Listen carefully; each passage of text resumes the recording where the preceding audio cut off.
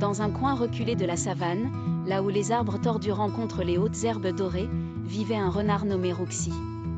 Roxy n'était pas un renard ordinaire, il possédait une intelligence hors du commun et un don pour les idées ingénieuses. Toujours en quête d'aventure, il passait ses journées à résoudre des énigmes ou à imaginer des inventions farfelues.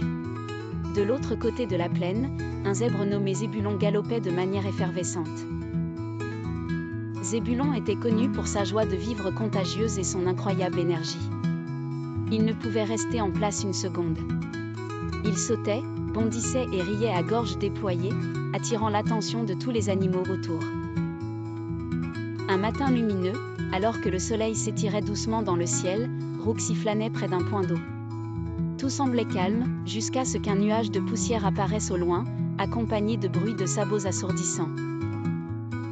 C'était Zébulon. Il bondissait à toute vitesse, poursuivi par une ribambelle de mangoustes malicieuses. « Roxy! Au secours !»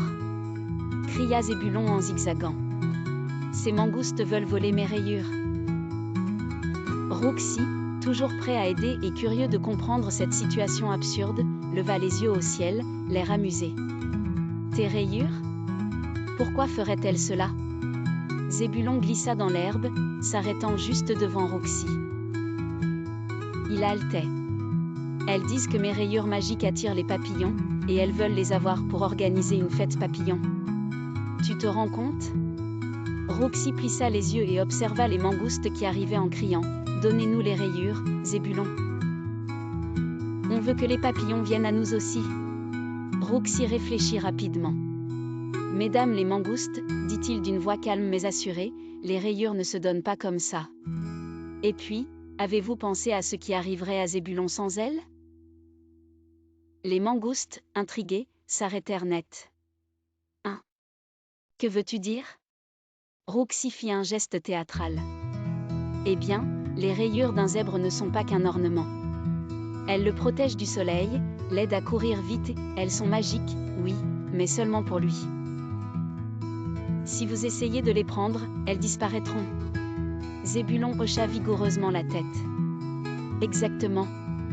Mes rayures et moi, on est inséparables. » Les mangoustes, frustrés mais convaincus, s'éloignèrent en marmonnant.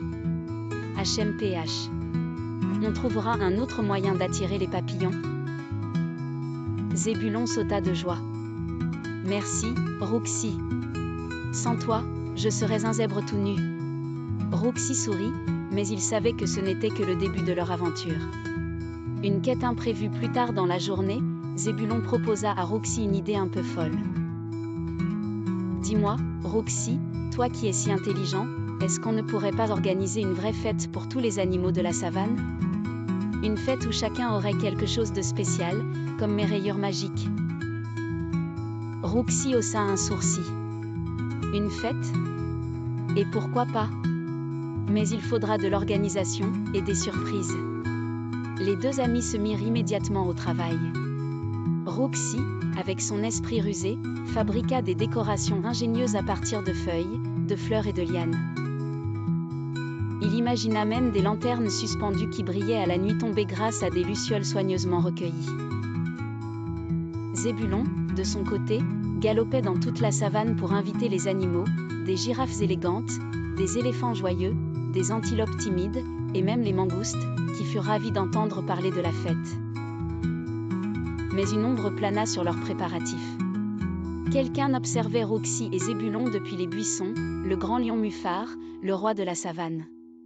« Une fête ? » se dit-il en grognant. « Sans mon autorisation ?